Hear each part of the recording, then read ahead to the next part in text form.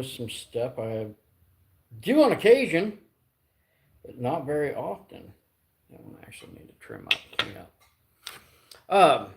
So I'm actually doing this for a friend of mine, uh, and I wanted to do a video, and I was like, well, what am I going to do a video on today? And it occurred to me, well, what I'm doing right now, and that is, um, how do you, as a small business owner, supplement your income? Okay, because for a lot of people, they start their small business to supplement their primary income, their regular day job at the factory that's not paying the bills or not paying enough of them.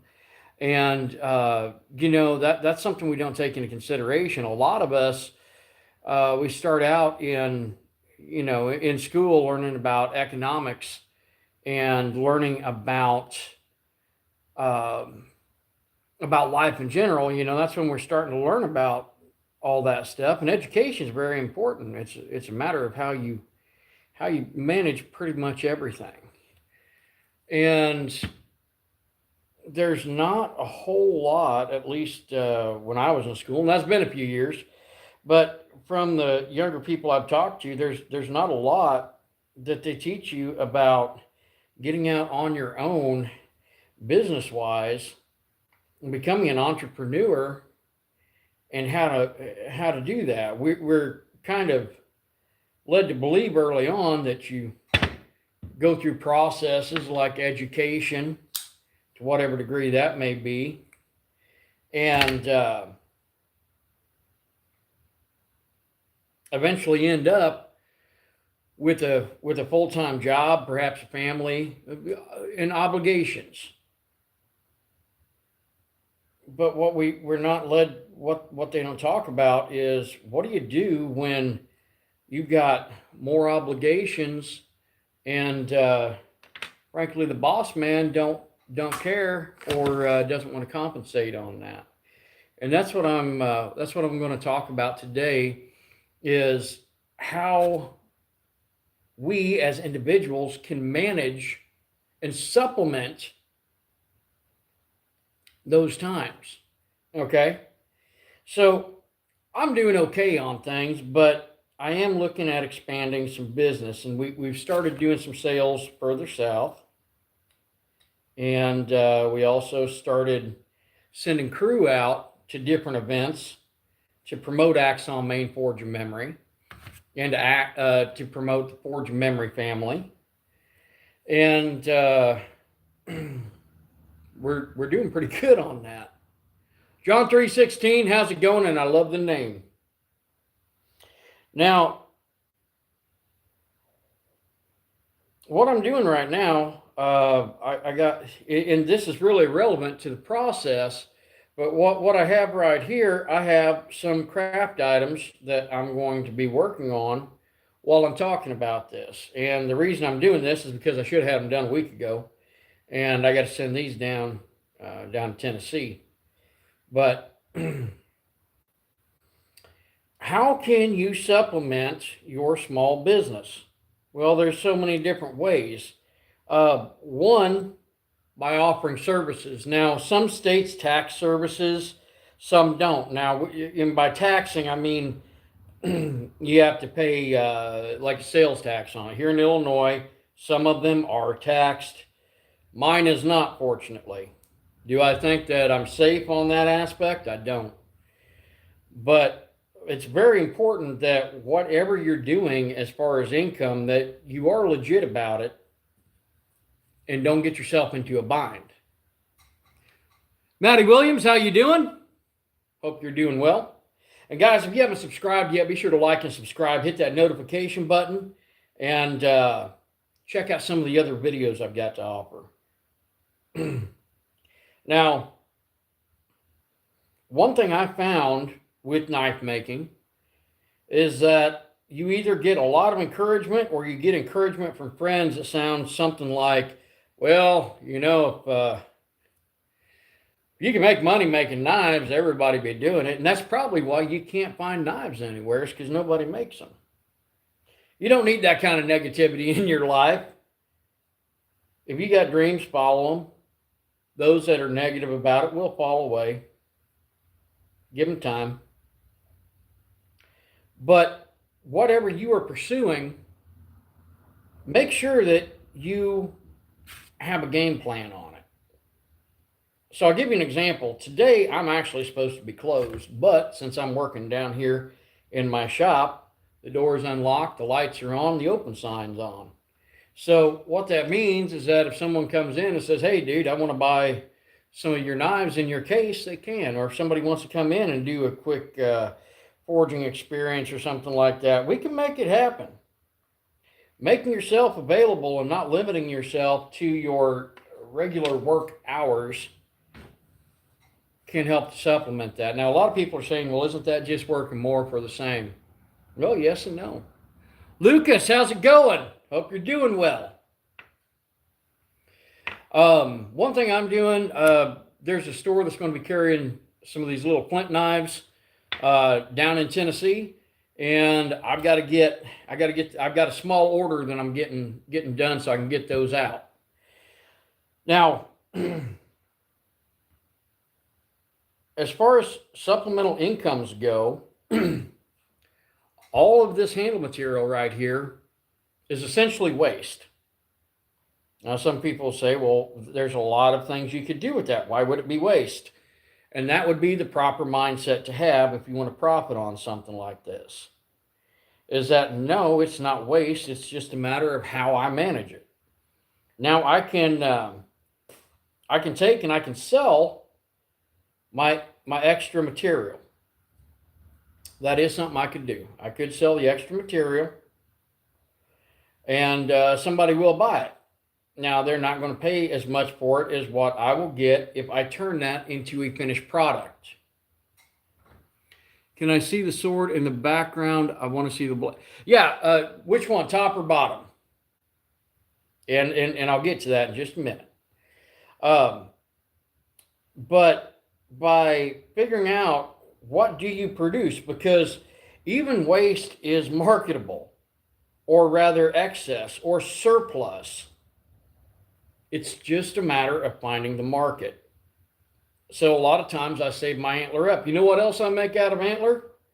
I'm not a smoker, but I do make pipes out of it because other people are, or some people want them as gifts for other people, or some people want them for decor.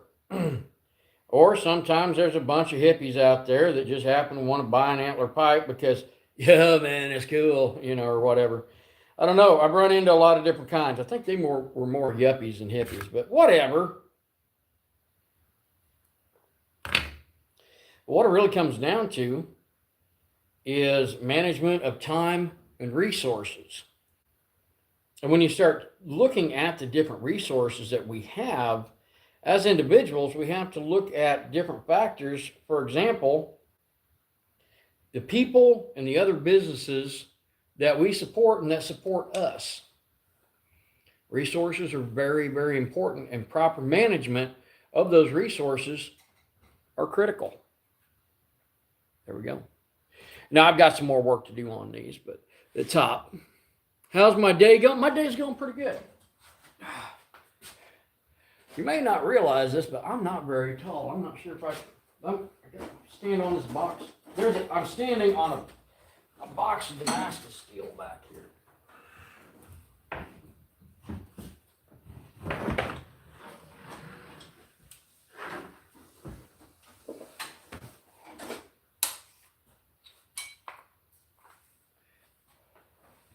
That's a windlass cut and thrust sword, probably from the 90s.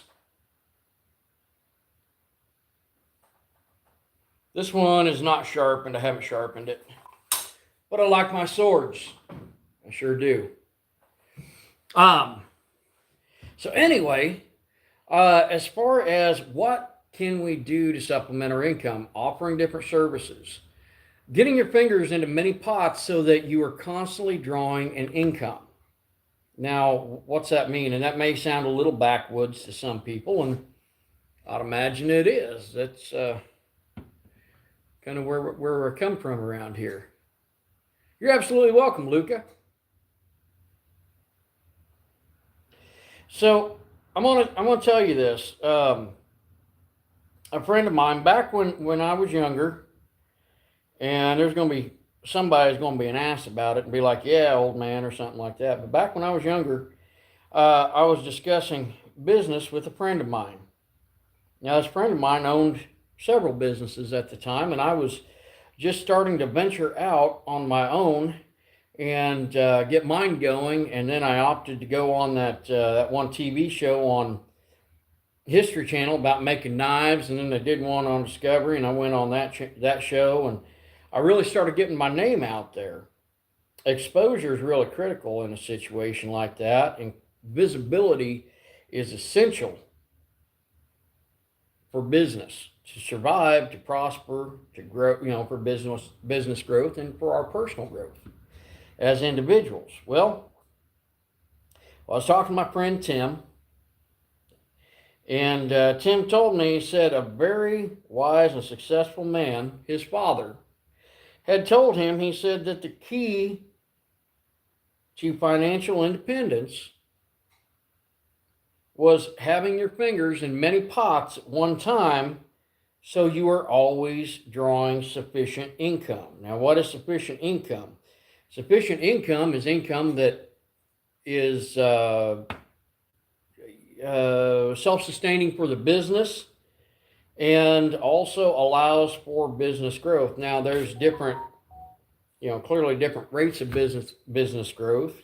Sometimes the business grows faster than others, and there are a lot of factors on that, and a lot of it depends upon region, accessibility, amongst other factors. And you may be wondering why I'm taking this off, because this tip's clogged on here.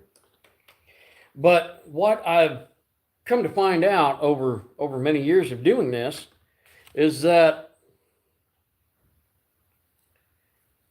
it's important, one, not to make people mad. Is the customer always right? Yes and no.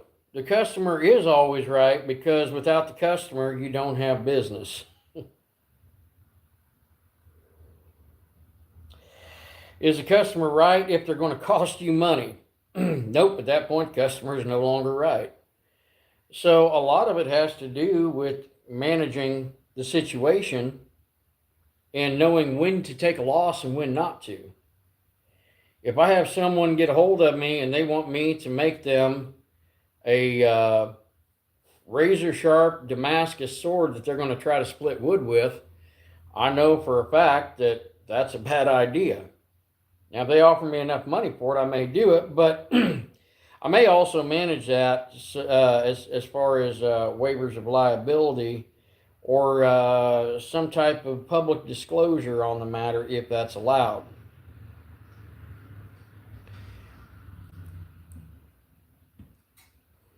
Now, I was talking about sending crews out for promotion. Now, a lot of people say, well, why don't you just do commercial promotion and so forth? And a lot of that is in regards to the clientele that I am wishing to attract.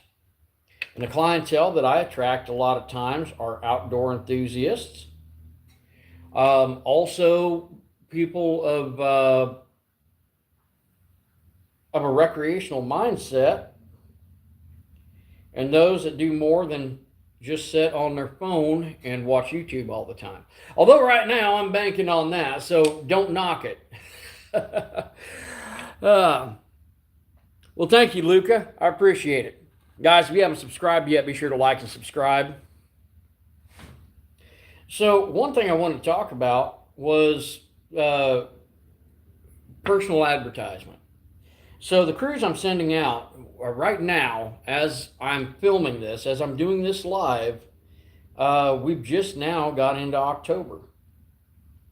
Now, here in Central Illinois, and some of you are going to be like, that's a terrible place to be doing business. And you're right, but you know what? It is possible. Here in Central Illinois, come end of September, going into October and going up to November. So let's just go after Labor Day on up to beginning or mid-November. There's something to do every weekend. There are all kinds of festivals. There are pumpkin patches. There are log cabin villages. There's reenactments, like frontier reenactments and so forth. There are Ren fairs, not so much in Illinois, but there are in neighboring states where I have friends and associates who like to frequent those. Well, you know, one thing that they need is product to sell. And that is also why I've been doing videos on making railroad spike knives and horseshoe knives and things that, yes, we do as an experience here in Forge, Axon Main Forge Memory. And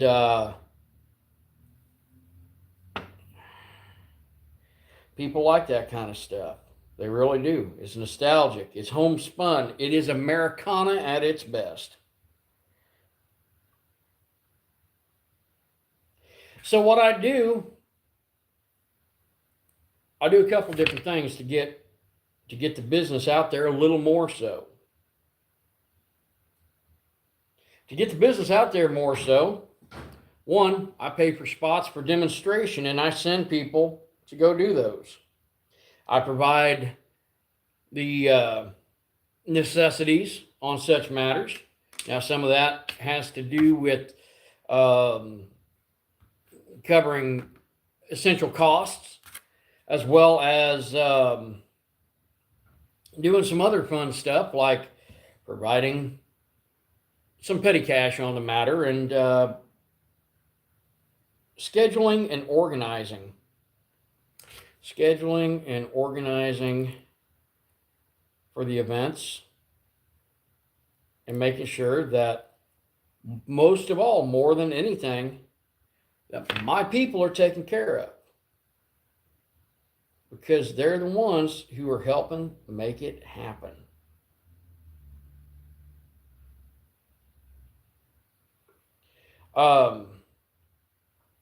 Now, how can you do that more on more of a budget? Okay. Another thing I do is my friends who help me out, the crew, so to speak, what I'll do is I'll piggyback events. Now, what's that mean? That means that while I'm getting events scheduled and having people go to those events and pass out literature on Axon Main Forge Memory or the Forge Memory families and so forth, one thing I'll do is I'll say, hey, well, if you'd like to have some additional merchandise for your event, sorry, I was watching my wrapping here. If you'd like to have some additional merchandise for your event, I can provide some at wholesale cost. Or maybe it's somebody who's helped me out for quite a while, and maybe I can do it more on a consignment matter where no money's owed until I get, and until it's sold. Okay, so kind of a consignment type sale. Well, when I do that, it's really not costing me anything more than the items I've already produced, or to produce those items out of materials I already have. And that's where managing resources come in very, very handy, and that's quite important.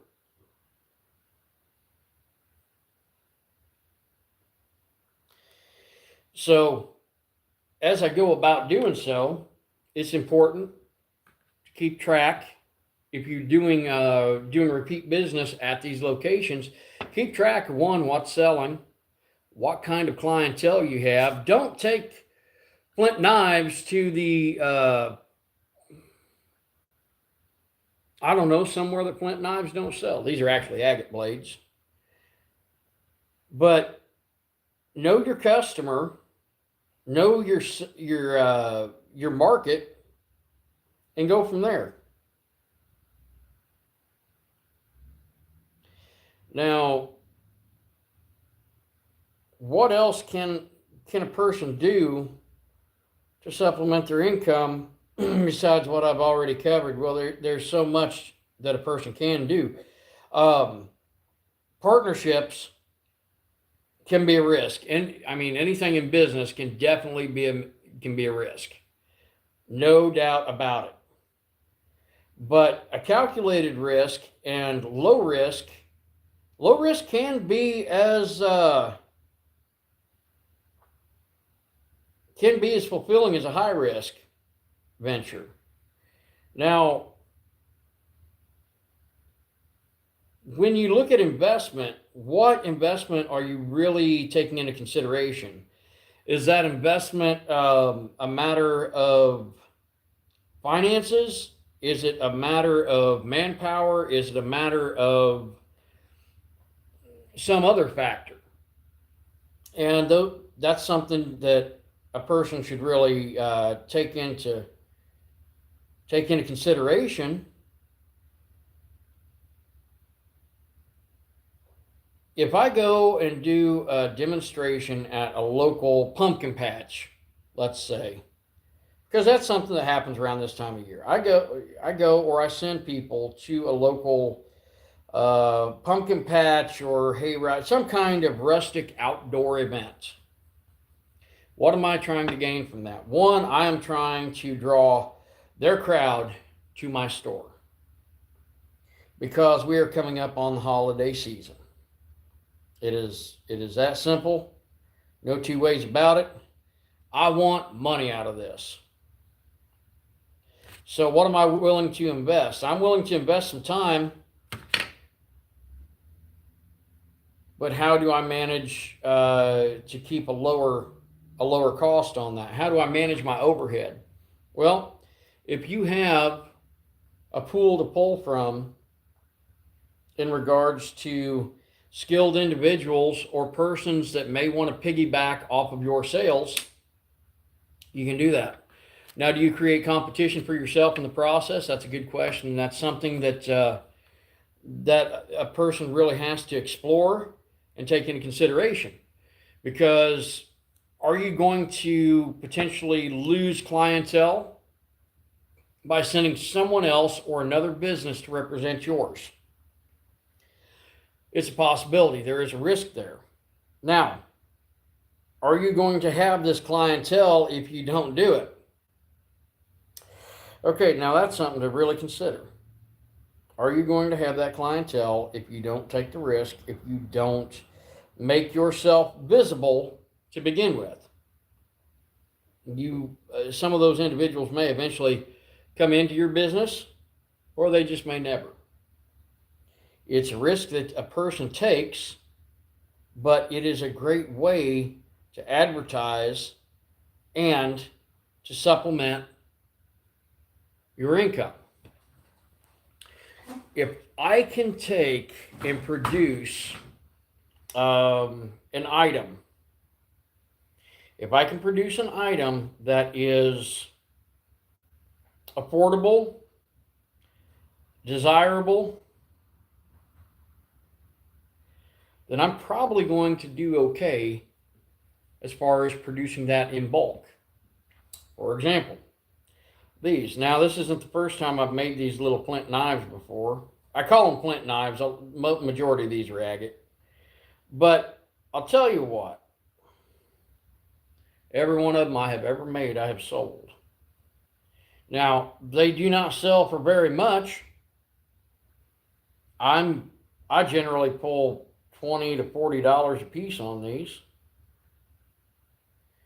And I will have approximately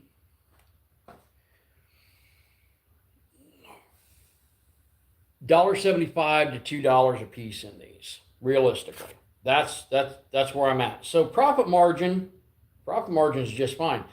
Now, why do items like this sell so well? Well, look at tourism, curios, different factors like that. Why does face painting sell at events? I mean, it's going to wash off, whatever. It's an experience. It's something, it's creating memories, and that's what we do here at Forge a Memory. We create memories.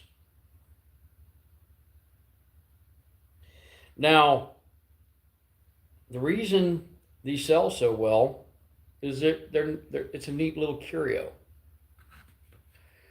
But more than anything, for 20 bucks, $40, depending upon the economy and where we're at, for what you have in your pocket, you can now have this. You can trade me money you worked for for this, or for this, or perhaps for this. There's a lot of different factors to look at, but the whole idea is to get somebody to commit to a larger purchase. Sometimes you've got to bait them in with something smaller. I'll give you an example. This knife right here, it didn't flip too well. I need to clean it. My Honey Badger flipper. I got that Blade Show, Atlanta, Georgia, this year. I got that on June 8th. I know because that was my brother's birthday. Hell, I probably should have got him one. I got that for because I thought it was neat. And anyway, those are made in South Africa. Well, one of the gentlemen from the booth came up to me and he said, "Hey," in his accent, he had a smaller one. He said, "These are $25." And I went over and I looked, and the small one didn't fit my hand as well as the medium. And I said, "Well, how much are these other ones?" He said, "Well, the medium's 30 and the large is 35, but we have a show special on these at $25. I said, "Well, I want the one for $30. And he said, "Oh, okay." Kind of seemed a little confused by it. And I've been using that knife on a daily basis ever since. Well, for an affordable, I don't want to say cheap because it's not cheaply made. This is a good knife. I like it. They've got my business. Will I spend more money with them? I sure will. But first, you've got to get the $40 purchase to get somebody to drop $300. Now, neither one of those are real high numbers, but we've got to look at, you're not looking at one individual. You're looking at multiple individuals. By doing some of the local events, I got people who like to get out and will walk around. They will walk and physically do some matter of recreation. Okay? Now, why is that important? Well, because what we do here at Axon Main Forge and Memory is of a physical nature. Between the axe throwing, the forging experiences, and so forth, it's not necessarily physically demanding as much as it is physically involved. So, I mean, there is some physical demand, but it's more than just being on your game system or on your electronic device for recreation all the time. Of course, once more, I can't knock that because I'm doing this on YouTube and I've got people watching. So that's kind of clearly a point of interest and a point of visibility for myself. Now, if I look at this, what have I gained in the past? What have I gained in the past? Because a lot of people may be asking that. I'm glad you're telling me this, Dustin, but tell me, what can you really gain from this? What have you personally gained from it? What have I personally gained from this? And, I've gained a lot of business. And from people local as well as people from further away. We've done quite a few bachelor parties here at Axon Main Forge Memory. And that came from myself or Cheyenne going to local outdoor events and doing demonstration and passing out, more than anything, information. Demonstration and information. Now, whether that information is verbal or whether I'm going myself or Cheyenne or Hope or Austin or Lizzie or Dalton or anybody passes out information and says, hey, go check this place out. They exist. People need to know you exist. In fact, I'd like to read something from a book. There's a book right here called Next Level Knife Making. It is covered in dust. Let's see. I'm going to go to chapter 19 on page 225. The authors on this particular chapter are Jason Fry, Dustin Rhodes, and Aaron Healy. I hear that Dustin Rhodes is a sexy bald man.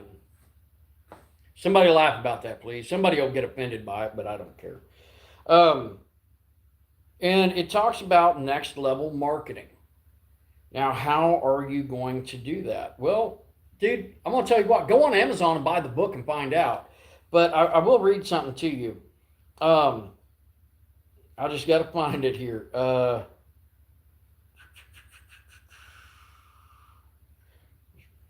You know, I probably should have marked it before I said, hey, I'm going to find it.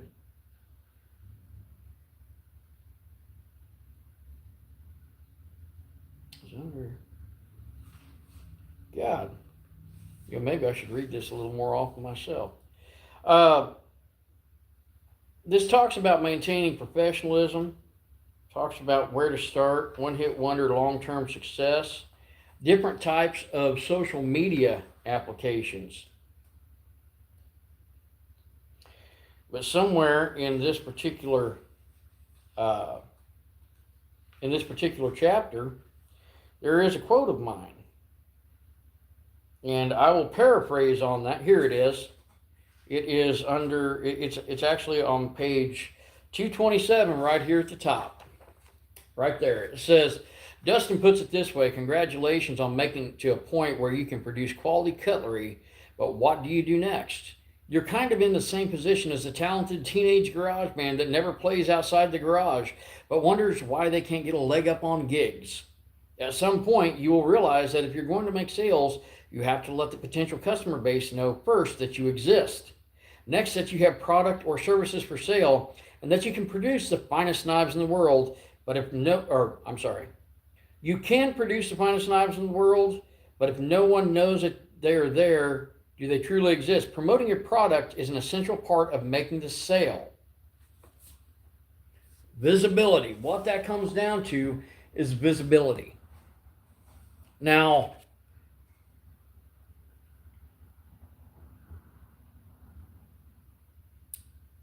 when I start thinking about what the best means of advertising it, word of mouth is awesome. But as diverse as advertising is at this point in our society, in our lives, if you don't get out and talk to people, it's kind of hard to get word of mouth advertising. If other people don't get out and talk to other people, word of mouth advertising can be a bit of an issue as well. So if I can get out and I can speak to people on a personal basis, or I can get others to speak out about the business on a personal basis, then I have gained ground. And if I can get someone to buy that and tell their friends about why they think that is so cool, I've gained ground. It's all a positive aspect. It is all about growth. It is all about having the drive and the desire to do more, to do better, and to do it without having a boss ride your butt all day and make more money for that person. Now, some people may be saying, well, isn't somebody else, if you're sending crew, aren't they going to be doing the footwork and you're going to be reaping the benefits? There's mutual benefit on that. This is kind of a friends with benefits situation here, if you will, that both parties are getting something beneficial to them, and that comes from the monetary factor with sales being made. Now, how do I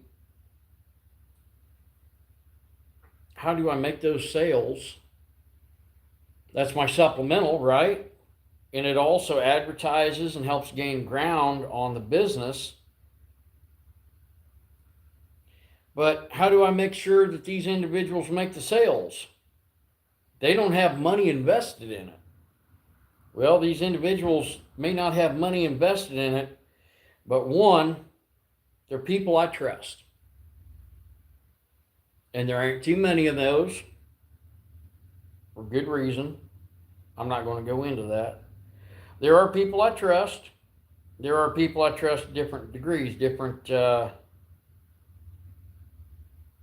levels, I suppose. But that's what I'm going to go with. They don't make any money unless they make the sale. So it's commission essentially.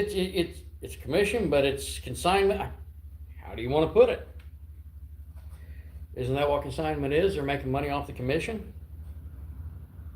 This is the money I have to have out of this product.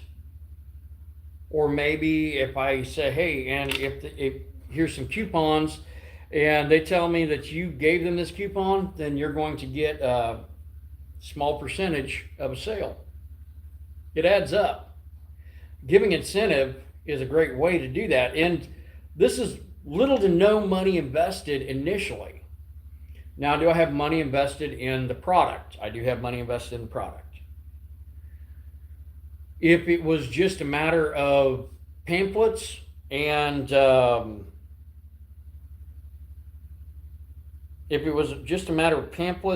visibility, coupons, am I going to have money invested in that? Yeah, I am.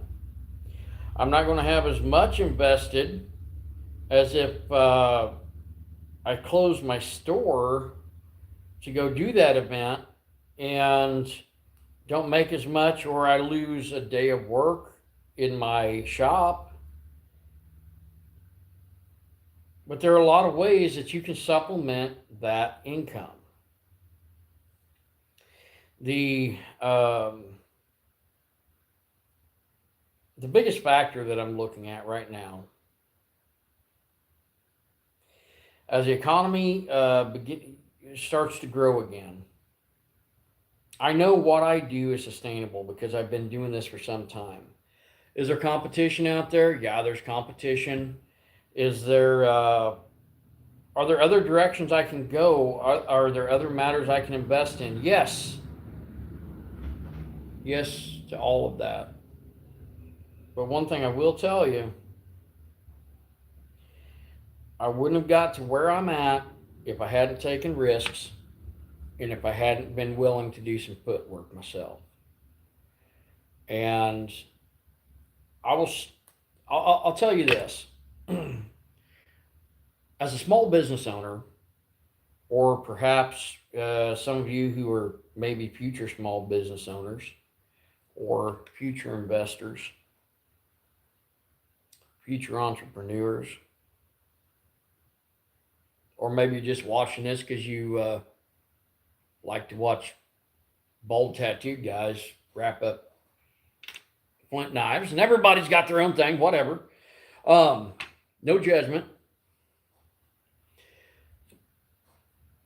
Or maybe you guys just happen to like Hello Kitty with an AK-47 because that's cool. I like that.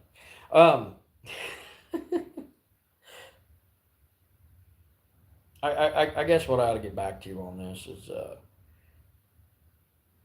networking is key.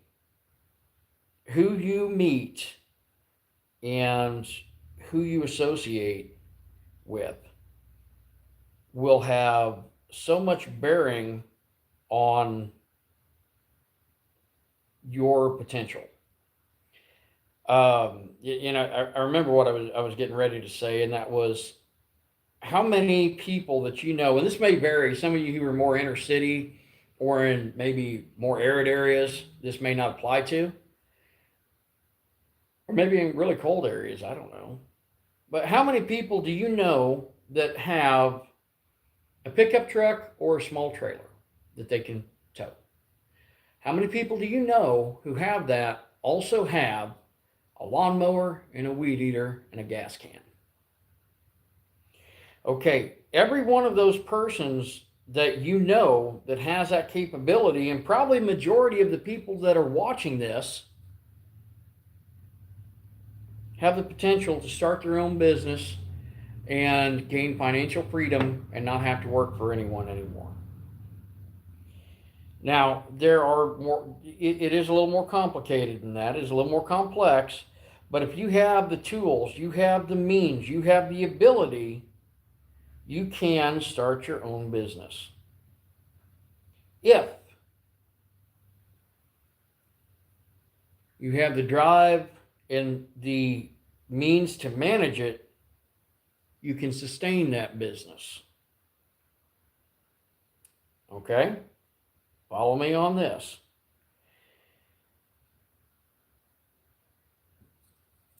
How many people actually have the ambition and the desire to go out and make money on their own?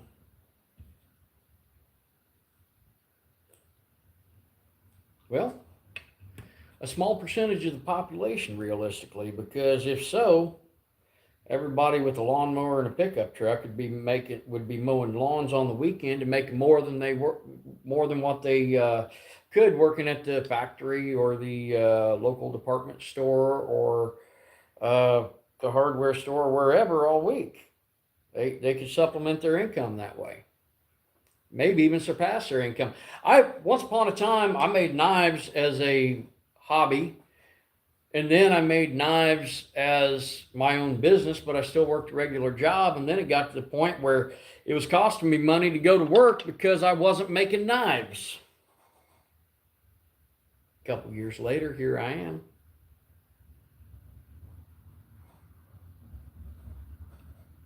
There are a lot of excuses why you don't do that. Don't supplement or don't take risks. And I guarantee you got friends and family that will come up with lots of reasons you shouldn't. Now, you must be able to determine, are those reasons you shouldn't, or are those reasons that they would not?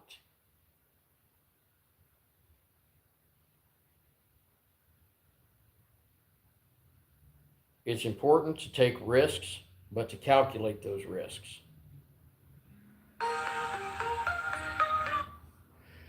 Guys, once more, if you haven't liked and subscribed, be sure to do that. Check out some of the other videos. I guaranteed there's a lot of them that are more fast-paced, that involve forging, firearm reviews, all kinds of fun stuff. Hey, another way you can supplement your income is start a YouTube channel. And what you enjoy doing, share that with the world. Share that with your like-minded individuals and those who think that it is cool and awesome to be your own boss, to take your own risks, to be in charge of your own life. And if you get enough subscribers, you pull a little bit of money off of it. Guys, I hope everyone has a great day. Please like and subscribe. I can use all the help I can get on supplementing my own small business. And be sure to check out some of the links in the description. One of the things we do, Cheyenne and I, we run with Robbie Bowman, who started the Forge of Memory family in Pigeon Forge, Tennessee, many years ago, and has been quite successful, and he's been a great friend, and he still is. Now, we teach down at the Turtle Island Preserve. Eustace Conway's from Mountain Men on the History Channel. Be sure to check that out. There's a link in the description to the Turtle Island Preserve.